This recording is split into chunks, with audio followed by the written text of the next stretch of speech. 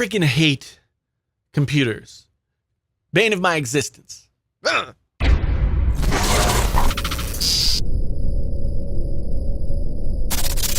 Hey there, friends on YouTube. My name is Jason, sometimes known as the JTL. This is Painfully Honest Tech. Tech so honest it hurts. This is your first time here. Thanks for stopping by. I hope you come back again after this one's over. And if you've been here before, then thank you for coming back because it means so much to me. Anyway, this is an update video of sorts.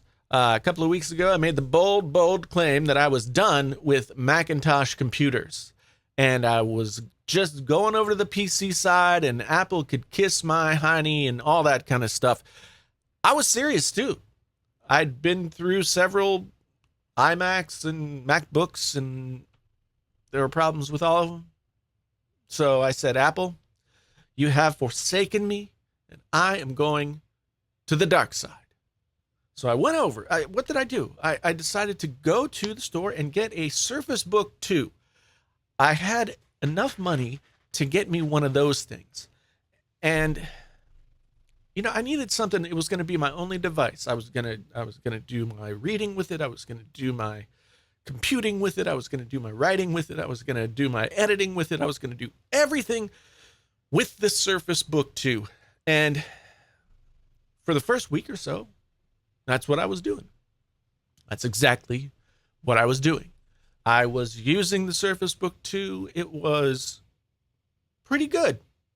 I really enjoyed it. I mean, you know, it's got that detachable screen. I found that to be really good for using as my sleepy time reading tablet. I found that turning the screen around and then making it into this like little clamshell thing that like then you can write this way, it gives you a little angle. I was taking notes and doing journal entries and all that kind of stuff with that. And that was cool.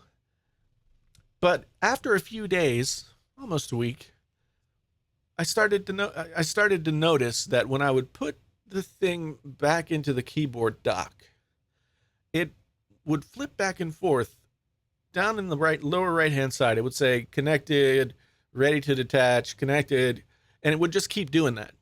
And eventually it would stop. But it was weird. And I thought, well, maybe it's just a, one-time thing. But it happened for a few days. And I decided I spent almost $2,400 on this thing. And I ain't going to deal with any of that weirdness. So I'm going to take it back to the store. I'm going to take it back to the Best Buy and I'm going to get myself something different. And I'd looked at like MSI gaming laptops. They had the GS65, which has a GTX 1070 in it, and it's got the new 6-core processor. It's got all kinds of good stuff in there. And I picked it up and I was feeling it, and the aluminum just felt kind of cheap. It was like a thin sheet of aluminum that went over the top where the keyboard was, and underneath that aluminum wasn't like connected to the body. It was like kind of a sharp edge that ran along the bottom edge of the thing. I was just like, oh, I can't do that because this is going to be my only machine. And if it's made out of sheet metal, then, it's just not going to be good enough for me. I thought about getting the Alienware 17R5, but that thing weighs 12 pounds. It is a beast. GTX 1070 in there and all kinds of crazy, just ready to do battle on every level. However, I can't fit it in a backpack, and I'm traveling to VidCon this week, and I got vacation in a week or so. So I was just like, I can't do that. So I decided, okay, give me another Surface Book 2 and I will try it out. Maybe I just got unlucky that first time. So I'm going to go ahead and I'm going to get another one and I'm going to give it a shot. And I brought it home and I used it for a week and it didn't have the problem that the other one had. It was just fine. It worked really well, except when I had to do anything with audio. Like right now I'm recording through Panasonic Lumix G7 and it's connected to this computing setup with a Elgato Cam Link. And then I have this microphone that is connected to my Soundcraft Signature 22 MTK mixing desk. Now, and it's a 22 channel mixing desk. I love it. It offers me any kind of flexibility that I could ever need or want. However, on Windows, it has proprietary drivers. And if you're familiar with this dance, then you know proprietary drivers are sometimes fine, sometimes a total pain in the rear end when it comes to Windows and audio. Windows audio is so ridiculously complex. Like, you can change it down here, you can change it in the sound settings, you can change it all over the place. Whatever you say is the default in any of those places won't be the default when you open a program. So then you have to set some other things. It's just really, really insane. So every time I would open up OBS, I would have to reset the mic. I'd have to go back to default in the properties, and then I'd have to go back to tell it that this mic was the one that I wanted to use. And 9 times out of 10, then it would pick up this mic and everything would be fine. Sometimes the video would freeze. And I just found that, you know, when you're doing something like a live stream, or you just want to quick record something, you can't let your flow be interrupted by the fact that the computer is not wanting to do what you want it to do. So that was annoying, but I was like, you know, it's just kinks. I'll work them out. The kinks will be worked out, and I will be fine. The Surface Book is what I want, and it's really working well for me. Until last Saturday, when I was down here in the laboratory and I was typing away on the Surface Book, and then it just shut off. Pop. Shut off. And it wasn't like hey, things are getting weird, and then it shuts itself down. It was just like off. Just like that. And I tried to turn it back on. It didn't come back on. I tried to turn it on again. Didn't come back on. I waited for 30 seconds, and then I pressed the button, and I held the button, and it came back. I was like, whew, that's something.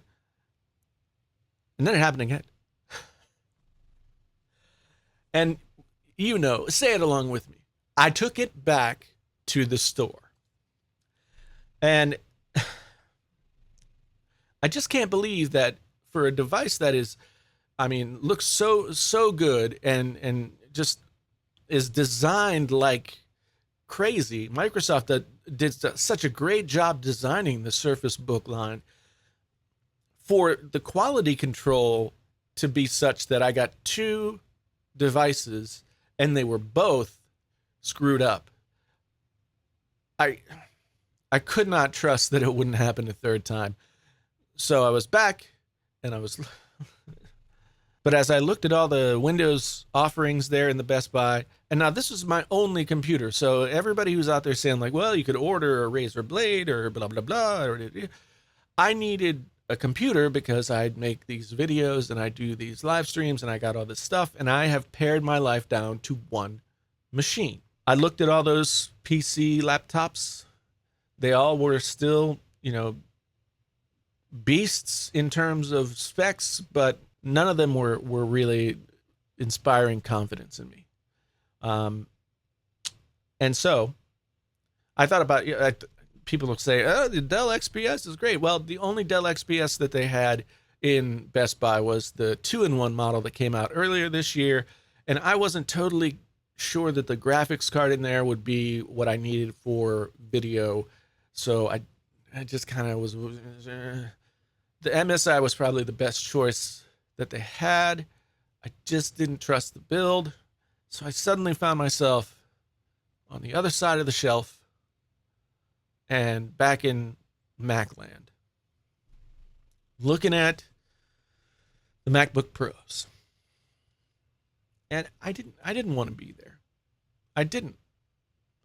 It was just one of those things. Like it's as soon as I thought about it for a second, I knew what I had to do. I knew what I had to do. So I wandered around the store for another 15 minutes. And finally, I went back and looked at the PCs again. And finally, I went back and I said, I want a MacBook Pro, 15-inch MacBook Pro. please young person at the store.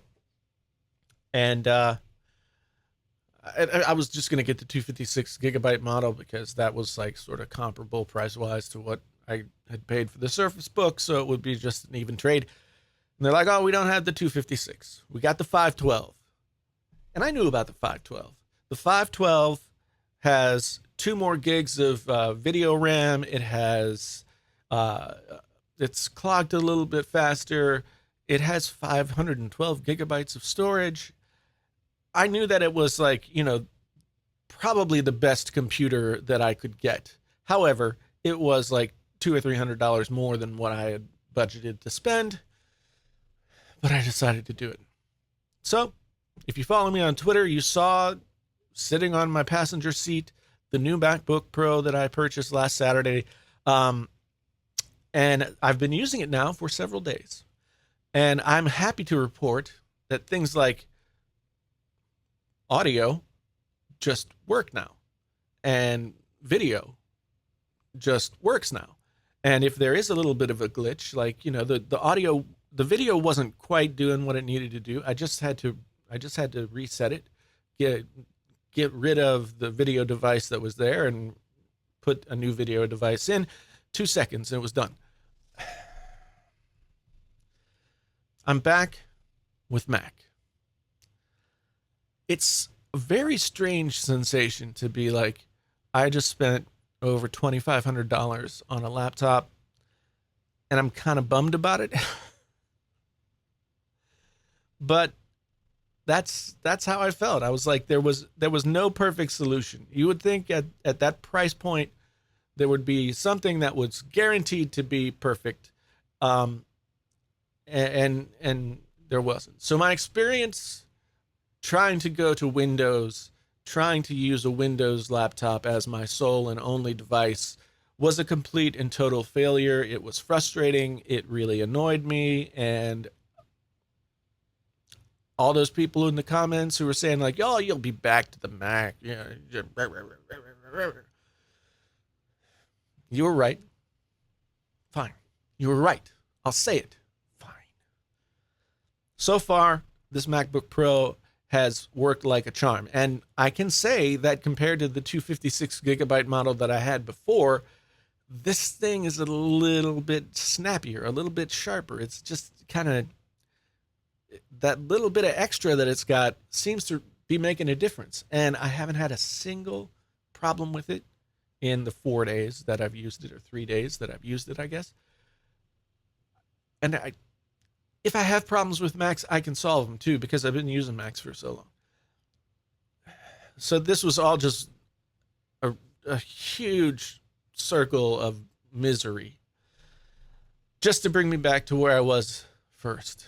Back to the Mac. When it comes to creative work, Windows is still not ready for prime time, in my experience.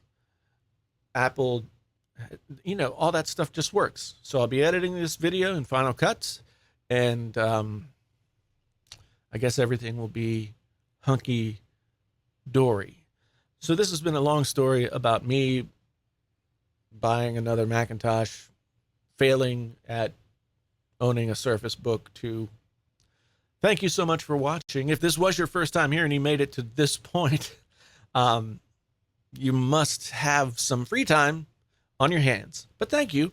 And if you want to come back, you know what to do to come back. And if you've been here before, then you know the whole drill and all that kind of stuff. And I really do appreciate every single one of you. This has been a crazy year for the Painfully Honest Tech. Never thought that this channel would grow like it has been, and it's all because of you good people. Thank you so much. Anyway, if you have any questions, comments, leave them down below, and I will dutifully answer. If you're going to make fun of me, go ahead and make fun of me. That's cool too. But as I said before, my name is Jason, sometimes known as the JTL. This is Painfully Honest Tech. Sasa. Tech so honest it hurts. Until the next time, I am out.